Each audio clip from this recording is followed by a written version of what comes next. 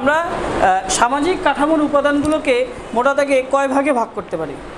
আমরা সামাজিক কাঠামোর উপাদানগুলোকে মোটা দাগে দুই ভাগে ভাগ করতে পারি। প্রথমত হচ্ছে সামাজিক বিধি এবং দ্বিতীয়ত হচ্ছে সামাজিক প্রতিষ্ঠান ও দল। ধন্যবাদ। কেমন আছো সবাই? ভালো আছি, আমিও ভালো আছি। আজকে আমাদের পড়ার বিষয় সামাজিক কাঠামো। সামাজিক কাঠামো সামাজিক কাঠামো হচ্ছে বিভিন্ন সামাজিক প্রতিষ্ঠানগুলোর মাঝে দীর্ঘদিন ধরে চলতে থাকা পারস্পরিক আন্তঃসম্পর্ক এবং তাদের মধ্যে যে একটা যোগাযোগ হয় সেই যোগাযোগটা মিলেই হচ্ছে সামাজিক কাঠামো। সামাজিক কাঠামোর উপাদানগুলোকে আমরা মোটা দাগে দুই ভাগে ভাগ করতে পারি।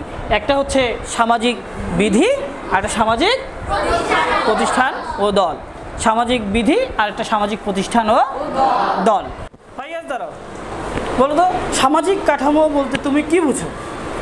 সামাজিক প্রতিষ্ঠানগুলোর মাঝে দীর্ঘদিন ধরে চলতে থাকা পারস্পরিক সম্পর্ক বা সমাজের মধ্যে সুশৃঙ্খল আন্তঃসম্পর্ককে বলা হয় সামাজিক কাঠামো। ঠিক আছে, থ্যাংক ইউ।